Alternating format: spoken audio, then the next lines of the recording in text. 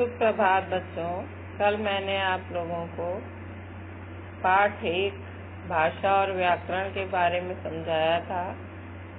आज मैं आप लोगों को हिंदी व्याकरण में पाठ 2 वर्ण विचार के बारे में बताने जा रही हूँ। इस पाठ में हम क्या क्या पढ़ेंगे, वर्ण और वर्णमाला से क्या अभिप्राय है, स्वर और व्यंजन के बीच में कौन कौन से भेद होते हैं और रा वर्ण का विभिन्न रूप से कैसे प्रयोग किया जाता है। तो बच्चों इनके बारे में पढ़ेंगे।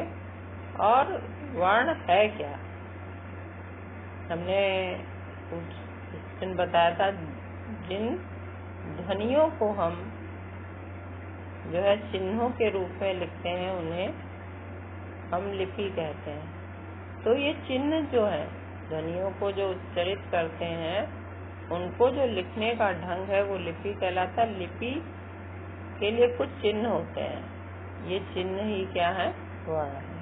जैसे अ आ इ उ ये क्या है, ये वर्ण है बच्चों। अब जैसे कमल शब्द है, कमल शब्द है, अब इसके वर्ण है क आ म आ ल आ। तो इसमें कितने वर्ण हो गए, 6 वर्ण हो गए। और विद्यालय व ई और द या आ ल आ और या आ। तो इस तरह से विद्यालय में बच्चों उसमें 6 वर्ण हो गए। इसमें 1 2 3 4 5 6 7 8 9, तो 9 वर्ण विद्यालय में हो गए। तो ये जो वर्ण है जिनसे मिलकर के ये शब्द बने हैं यही वर्ण कहलाते हैं, है ना। वर्णों को जोड़कर ही शब्द बनाए जाते हैं। तो वर्ण क्या है, भाषा की सबसे छोटी इकाई है। अब व ई ये हमने खंड तो शब्दों के कर दिए, लेकिन अब इन वर्णों के और खंड नहीं किए जा सकते। तो वर्ण भाषा की वह सबसे छोटी इकाई है जिसके और खंड नहीं किए जा सकते हैं।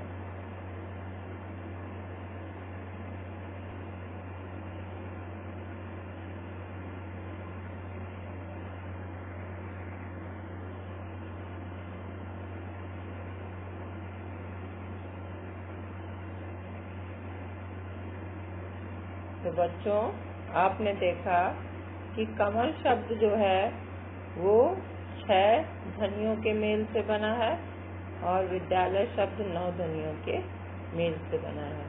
तो अब बच्चों आपको समझ में आ गया कि वर्ण जो है भाषा की सबसे छोटी इकाई है जिसके और अधिक खंड नहीं किए जा सकते, यानी इसके खंडों को और अधिक टुकड़ों में नहीं बांटा जा सकता है। वर्णों का, इन्हीं वर्णों का जो समूह है वो हम वर्णमाला कहते हैं। जैसे इंग्लिश में हम अल्फाबेट कहते हैं और हिंदी में वर्णों के समूह को वर्णमाला कहते हैं। अब वर्ण के कितने भेद हैं, यदि उच्चारण एवं प्रयोग के आधार पर हम देखें तो वर्ण के 2 भेद हैं, स्वर और व्यंजन।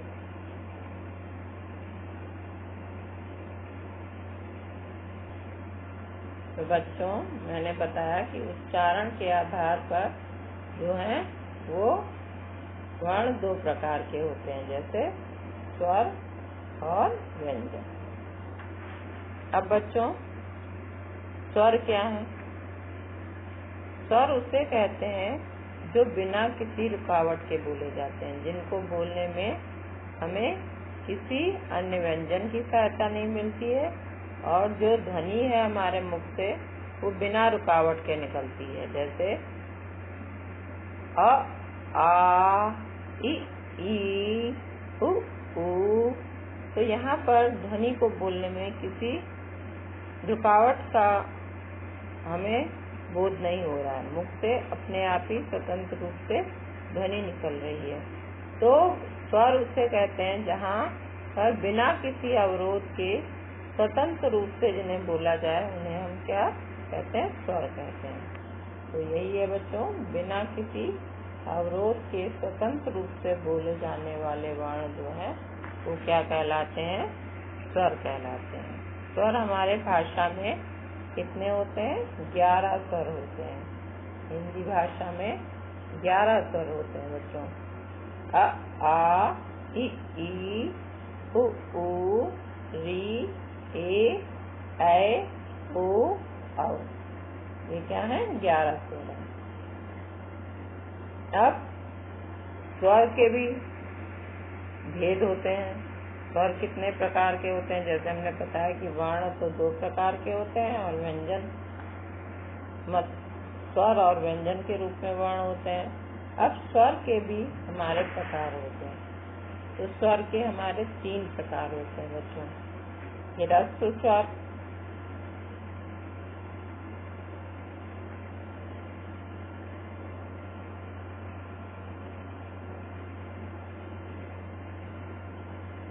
अब ह्रस्व स्वर और दीर्घ स्वर, प्लुत स्वर। तो ह्रस्व स्वर, ह्रस्व स्वर बच्चों जिन वर्णों को बोलने में बहुत कम समय लगता है उन्हें हम कहते हैं ह्रस्व स्वर। जैसे अ इ उ री, ये वर्ण जो है ये ह्रस्व स्वर हैं। ह्रस्व स्वर हमारे ये 4 ही होते हैं। तो जिन स्वरों के उच्चारण में बहुत कम समय लगता है उन्हें हम क्या कहते हैं, ह्रस्व स्वर कहते हैं। तो अ इ उ री, ये 4 ह्रस्व स्वर होते हैं। और दीर्घ स्वर दूसरा है दीर्घ स्वर। तो दीर्घ स्वर जिन स्वरों को बोलने में ह्रस्व स्वरों की अपेक्षा, जिन स्वरों के उच्चारण में ह्रस्व स्वरों से दुगना समय लगता है उन्हें दीर्घ स्वर कहते हैं। यानी जिन वर्णों को बोलने में ह्रस्व स्वरों की अपेक्षा जो है वो हमारे दुगना समय लगता है उसे हम कहते हैं दीर्घ स्वर। जैसे अ को बोलने में बहुत कम समय लगा, आ ई उ ए ऐ ओ औ। तो बच्चों ये हैं हमारे दीर्घ स्वर। आ ई उ ए ऐ ओ औ, यानी ये कितने हो गए, 7। तो दीर्घ स्वर हमारे होते हैं 7। अब प्लुत स्वर क्या है? प्लुत स्वर बच्चों वो होते हैं जिनको बोलने में दीर्घ स्वरों की अपेक्षा भी अधिक समय लगता है, लेकिन ह्रस्व स्वरों की अपेक्षा 3 गुना समय लगता है। जितना बोलने में हमें जो है ह्रस्व स्वर बोलने में हमें बहुत कम समय लगता है, लेकिन इनका 3 गुना समय जो है हमें प्लुत स्वर को बोलने में लगता है। अब प्लुत स्वरों का प्रयोग जो है हमेशा क्या होता है, संगीत में होता है या कोई श्लोक को पढ़ने में होता है या कोई गीत वगैरह गाने में जो आरोह और अवरोह होते हैं उनके लिए प्रयोग किया जाता है। तो इस स्वर का प्रयोग किसी को बुलाने के लिए भी किया जाता है। तो जैसे देखिए हमको बोलना है ओम, तो ओम बोलने में समय लगा, तो ये इनमें ह्रस्व स्वरों की अपेक्षा 3 गुना समय लगता है। यहाँ राम, तो ये है प्लुत स्वर।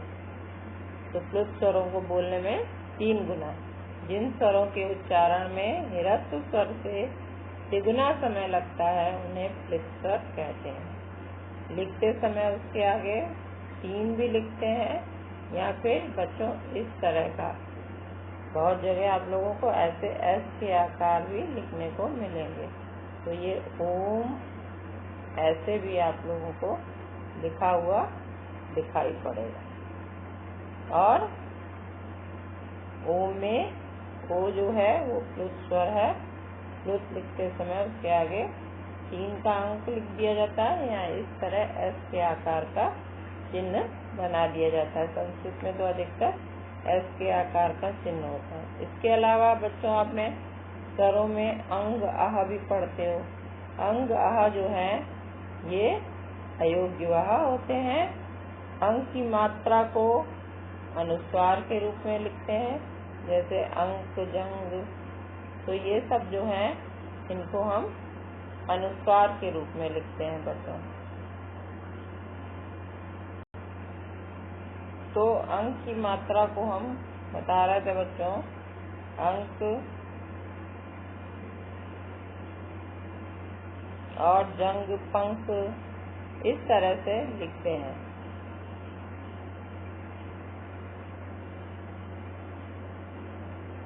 तो अंक, जंग, पंख, शंख, मयंक ये सब जो है अनुस्वार युक्त शब्द हैं। उसके बाद अह की मात्रा जो होती है वो विसर्ग कहलाती है, जैसे अतः, प्रायः है। इस तरीके से जो शब्द आते हैं बच्चों उन्हें हम विसर्ग की मात्रा। प्रातः, प्रातः, दुख और आदि ये शब्द जो कहलाते हैं ये हमारे विसर्ग की मात्रा वाले शब्द कहलाते हैं बच्चों। तो बच्चों पुनः देख लीजिए कि अंक की मात्रा के जो वो है अनुस्वार के रूप में लिखते हैं। इसके शब्द हैं अंक, जंग, पंख, शंख, मयंक। तो ये इस तरीके से होते हैं। और अह की मात्रा को विसर्ग के रूप में लिखते हैं और ये इस तरीके से लगती है, जैसे अतः, प्रायः, प्रातः, दुख आदि। तो ये बच्चों आप लोग को समझ में आ गया होगा कि अयोग्य वाह किस तरीके से लिखे जाते हैं। अब बच्चों हम आगे देखेंगे कि व्यंजन हमारे कितने प्रकार के होते हैं। तो बच्चों व्यंजन समझने से पहले कुछ और भी होते हैं वर्णों, स्वरों के प्रकार, जैसे अनुनासिक। अब मुख और नाक से जो बोले जाने वाले हैं वो अनुनासिक कहलाते हैं। जैसे देख लीजिए आँख, पाँव, इसमें क्या लगाते हैं, चंद्र बिंदु लगाते हैं। चांद, गाँव, हंसी। और अंक, पंख से इनकी ध्वनि जो है अलग है। आँख, पाँव, चांद, गाँव, हंसी और इसका चिन्ह चंद्र बिंदु है। कुछ हलंत रहित शब्द आते हैं वो आधे अक्षर कहलाते हैं। जैसे तो स्वर रहित जो व्यंजन होते हैं, हमने बताया जो स्वर रहित व्यंजन होते हैं उनको हम हलंत लगा के लिखते हैं। वैसे भी का बोलने के लिए उसमें का इज इक्वल टू क्या होता है, इसमें का तो व्यंजन है और आ स्वर है, यानी जितने भी व्यंजन होते हैं वो बिना स्वर की सहायता के नहीं बोले जाते हैं। अभी व्यंजन पढ़ाते समय मैं बताऊंगी बच्चों। तो इसी तरह से ये देखिए हलंत वाले शब्द उद्धार, महान, भट्टी, प्रसिद्ध, ये सब शब्द क्या है, हलंत वाले हैं। यद्यपि महान में अब हिंदी में जो नई वर्तनी है उसमें महान में आपको हलंत नहीं मिलता है, वैसे महान में हलंत लगता था बच्चों। स्वरों की मात्राएं, स्वरों की मात्राएं आपने छोटे क्लासों में जैसे पढ़ी है। आ की एक मात्रा की छोटी की आगे से लगती है, बड़ी की पीछे से लगती है। तो ये सब है स्वरों के उच्चारण में लगने वाले समय के आधार पर ही इनको दर्शाने वाले संकेत होते हैं। ये ह्रस्व और दीर्घ स्वर सूचक चिन्ह है, ये क्या कहलाते हैं, मात्रा कहलाते हैं। स्वरों के ये संकेत चिन्ह ही व्यंजन के साथ जुड़कर मात्रा की उपस्थिति दर्शाते हैं। जैसे कि लिखना है तो का में हम क्या करते हैं, ई की मात्रा लगा देते हैं, ठीक है ना। ये नहीं लिखते हैं कि का भी लिखें और फिर उसके आगे ई लिखें, तो उसके लिए इस तरह से मात्रा को दर्शाते हैं। तो इसी तरह से बच्चों आपको पता ही है कि आ की मात्रा, छोटी ई की मात्रा, बड़ी ई की, छोटा ऊ की मात्रा, बड़ा ऊ की मात्रा, ठीक है। री की मात्रा, ए की मात्रा, ए की मात्रा, ओ की मात्रा, औ की मात्रा। तो ये बच्चों स्वरों की मात्राएं हैं जो व्यंजनों के साथ जुड़कर अपनी उपस्थिति दर्शाती हैं।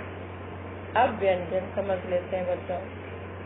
व्यंजन जो होते हैं उनके उच्चारण में जो है स्वर की सहायता लेनी पड़ती है। व्यंजन के उच्चारण में जो है स्वर की सहायता हमें लेनी पड़ती है। जो व्यंजन है बिना स्वरों के नहीं बोले जाते हैं। हिंदी में मूल व्यंजन तो क्या है, 33 है, जिसमें से संयुक्त व्यंजन छ, त्र, ज्ञ, श्र और अन्य व्यंजनों में ण, औढ़, ण जैसे पढ़ना, औढ़ पढ़ना, तो मिलाकर हिंदी में कितने हो गए, 39 हो गए। मूल व्यंजन 33 है, लेकिन इनको और इनको मिलाकर हमारे 39 यानी 6 व्यंजन और बढ़ गए। अब व्यंजन के मुख्य रूप से तो देखें तो 3 जो है प्रकार होते हैं। एक क्या होता है, स्पर्श व्यंजन और अंतःस्थ व्यंजन और ऊष्म व्यंजन। अब स्पर्श व्यंजन क्या है? स्पर्श व्यंजन बच्चों वो होते हैं जिनके उच्चारण में मुख का कोई न कोई भाग स्पर्श अवश्य होता है, तो उसे हम क्या कहते हैं, स्पर्श व्यंजन कहते हैं। जैसे मुख का ऊपरी भाग मूर्धा या तालु या दंत या ओष्ठ, इस तरह से जो भाग स्पर्श होता है, तो या होंठ या दंत तो या कंठ, ये 5 स्पर्श होते हैं, तो उन्हें हम क्या कहते हैं, स्पर्श व्यंजन कहते हैं। तो उसके लिए बच्चों हम देखते हैं कि कैसे ये भाग जो है हमारे स्पर्श करते हैं। तो मैं चार्ट के माध्यम से आप लोगों को बता रही हूँ बच्चों अभी। तो बच्चों देखिए ये चार्ट है, जैसे उच्चारण स्थान कैसे हो,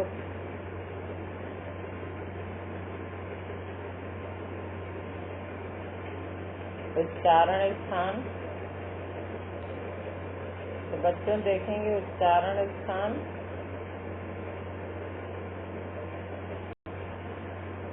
तो बच्चों इसमें देखेंगे उच्चारण स्थान और फिर क्या है, कहाँ से जो है स्वर निकल रहे हैं, वर्ग कौन सा है और व्यंजन कौन से हैं। तो देखिए उच्चारण स्थान जो है वो क्या है, कंठ। कंठ उच्चारण स्थान है और जो इनकी जाति बनती है उसे कहते हैं कंठवर्ण। जैसे बोलते हैं ना कंठवर्ण, तालव्य वर्ण, तो ये है। और वर्ग कवर्ग, कवर्ग जितने भी बोले जाते हैं बच्चों, क, ख, ग, घ, अंग, और जब इसमें स्वर जुड़ जाता है तो उसको कहते हैं क, ख, ग, घ, अंग। यानी जितने भी व्यंजन है हमारे वो स्वर की सहायता के बगैर नहीं बोले जाते हैं। तो इनका उच्चारण स्थान आप देख लीजिएगा बोल के कि क, ख, ग, घ, इनकी जो है यहाँ से ध्वनि निकल रही है। और उसके बाद चवर्ग, च, छ, ज, झ, ञ। तो इसमें आप देखेंगे कि जो हमारी जीभ है वो नीचे के स्थान को स्पर्श करती है, इसलिए इन्हें तालव्य वर्ण कहते हैं। उसके बाद चवर्ग, ट, ठ, ट, आप देखिए हमारी जीभ जो है ऊपर के भाग को स्पर्श करी, ऊपर का भाग जो होता है मुख का वो मूर्धा कहलाता है, इसलिए इसे मूर्धव्य वर्ण कहते हैं। ट, ठ, ड, ढ, ण। और इसके अलावा द, ध, ये भी वर्ण होते हैं, तो इनको हम जो है मूर्धन वर्ण कहते हैं। उसके बाद है दंत से बोले जाने वाले ट, थ, द, थ, न। आप देखिए बोल के तो हमेशा दांत स्पर्श होते हैं, तो इनको दंत वर्ण कहते हैं। और उसके बाद प, फ, ब, भ, म। आपको देखने से ही लग रहा है कि इसको स्पर्श क्या कर रहा है, होंठ, तो होंठ स्पर्श कर रहे हैं इसलिए इन्हें ओष्ठ वर्ण कहते हैं। ओष्ठ स्पर्श कर रहे हैं इसलिए इन्हें ओष्ठ वर्ण कहते हैं बच्चों। अब हम देखते हैं दूसरे प्रकार के व्यंजन होते हैं अंतःस्थ व्यंजन, यानी अंदर में स्थित व्यंजन। इन्हें हम अर्ध स्वर भी कहते हैं, क्योंकि इनका उच्चारण मुख के भीतर की ओर से होता है, इसलिए ये अंतस्थ व्यंजन कहलाते हैं। जैसे बच्चों अगर बोले य, व, र, ल, तो इसमें आपको देख लगेगा कि अंदर से आवाज आ रही है, तो इसीलिए इन्हें अंतःस्थ व्यंजन कहते हैं। उसके बाद बच्चों आता है ऊष्म व्यंजन। ऊष्म व्यंजन क्या है? इसको बोलते समय इनके उच्चारण में जो है, जो हमारी वायु है वो क्या है, घर्षण के साथ निकलती है, तो इससे लगता है मुख में जो है वो गर्मी पैदा हो रही, ऊष्मा पैदा हो रही, इसीलिए इन्हें ऊष्म व्यंजन कहते हैं। जैसे श, स, श, हा, तो ये ऊष्म व्यंजन कहलाते हैं बच्चों। उसके बाद दो व्यंजन जो है हमारे वो उत्क्षिप्त व्यंजन कहलाते हैं। ये दो होते हैं ण और ण। ण और ण हमने बताया था, ये आप लोगों को वर्णमाला में तो मिलते नहीं, लेकिन जब हम पढ़ते हैं तो पढ़ना शब्द में और पढ़ना, गिर पढ़ना, तो इनमें ये मिलते हैं, इसलिए इनको उत्क्षिप्त मतलब ऊपर से जो रखे गए हैं, है ना, ऊपर से डाले गए हैं, तो ये दो व्यंजन होते हैं उत्क्षिप्त, ऊपर से फेंके गए, डाले गए। तो उसके बाद बच्चों संयुक्त व्यंजन तो आप लोगों ने पढ़े ही है। जैसे छ, ये किससे मिलकर बना है? ये क और छ से मिलकर बना है बच्चों। तो श हमारा जो है वो बच्चों किससे मिला है? क से और श से, तो इन दोनों से मिलकर बना है अक्ष। और उसके बाद त्रा जो है त और रा से, और ज्या, जा और इया से, ज्ञानी जैसे शब्द, और श और रा से मिलकर बना है सम। पहले संयुक्त व्यंजन 3 ही पढ़ते थे, लेकिन अब संख्या में 4 हो गए। उसके अलावा बच्चों व्यंजन का एक प्रकार होता है द्वित्व व्यंजन। द्वित्व व्यंजन में क्या होता है? एक ही व्यंजन 2 बार आता है, लेकिन पहला जो व्यंजन होता है वो अर्ध, आधा होता है, तो उसे हम कहते हैं द्वित्व व्यंजन। जैसे इससे बनने वाले शब्द चा है, चा का आधा रूप और पूरा रूप, तो ये बच्चा, बच्चा, सच्चा, इस तरीके से अन्न, प्रसन्न, संपन्न, कुत्ता, पत्ता, गल्ला, छल्ला, तो इस तरीके के जो शब्द होते हैं ये द्वित्व व्यंजन से युक्त शब्द कहलाते हैं। और भी हैं 2 भेद जो अल्प प्राण और महाप्राण कहलाते हैं। इनका क्या होता है? श्वास की वायु की मात्रा होती है कि किसको बोलने में कितना समय लग रहा है। जिन व्यंजनों का उच्चारण करते समय श्वास यानी वायु की मात्रा कम तथा कमजोर होकर निकलती है, उन्हें हम अल्प प्राण कहते हैं। जैसे फ और ग, च, इनको बोलने में बहुत कम समय लगता है, कम श्वास की जरूरत पड़ती है, तो ये अल्प प्राण। और जिन व्यंजनों का उच्चारण करते समय श्वास की जो वायु है वो अधिक मात्रा में, अधिक वेग से बाहर निकलती है, उनको हम और सुनाई देती है, उन्हें हम महाप्राण व्यंजन कहते हैं। जैसे खा, घा, तो ये बोलने में ज्यादा समय लगता है। छ, झा, खा, घा, छ, झा, ठा, ढा, तो इनको बोलने में श्वास की मात्रा अधिक मात्रा में बाहर निकलती है, तो इसको हम महाप्राण व्यंजन कहते हैं बच्चों। अब आगे हम रा के विभिन्न प्रयोग जान लेते हैं बच्चों। अब बच्चों रा वर्ण का प्रयोग देख लेते हैं। रा में ऊ तथा ऊ की मात्रा क्या होती है? सामने की ओर लगती है। जैसे और सब में नीचे लगाते हैं, लेकिन रा में सामने की ओर। जैसे र और ऊ, रु, तो ये रुपया, रुचि, रुक्मणी, इनमें छोटा ऊ की मात्रा लगती है, लेकिन बड़ा ऊ की मात्रा इस तरीके से लगती है। रा और ऊ, इस तरह रूप, रूस, रूठना, शुरू आदि में क्या होता है? बड़ा ऊ की मात्रा लगती है बच्चों। और जब रा से जो है वो पहला व्यंजन जब रा से पहला व्यंजन जो है स्वर रहित हो, यानी पहले वाला व्यंजन, जैसे प्रा शब्द है तो प्रा में पा जो है ये क्या है, इसमें ये आधा है। तो पहला व्यंजन स्वर रहित हो, जिसमें स्वर ना लगा, और बाद में रा जो है पूरा व्यंजन हो तो रा विस्तृत रूप में जो है व्यंजन के पैरों में लगता है, व्यंजन के यानी नीचे, जैसे प्रश्न, प्रतीक, प्रभात, प्रगति, ये सब शब्द जो हैं वो, इसको वैसे पदेन भी कहते हैं बच्चों की, पदेन के रूप में रा लगता है तो ये होता है। तो इस तरह से पदेन रूप कहते हैं इसको, ये पैरों में लगता है। जैसे क्रय है, विक्रय है, विक्रम लिखाया, क्रमांक है, तो ये सब शब्द जो होते हैं ये रा के पदेन रूप है। और रा स्वर रहित होने पर क्या होता है, वो ऊपर चला जाता है अगले व्यंजन के। जैसे रा अगर स्वर रहित है और फिर माँ है तो ये कर्म, धर्म, शर्म, यानी यहाँ पर रा का जो है स्वर रहित रूप है।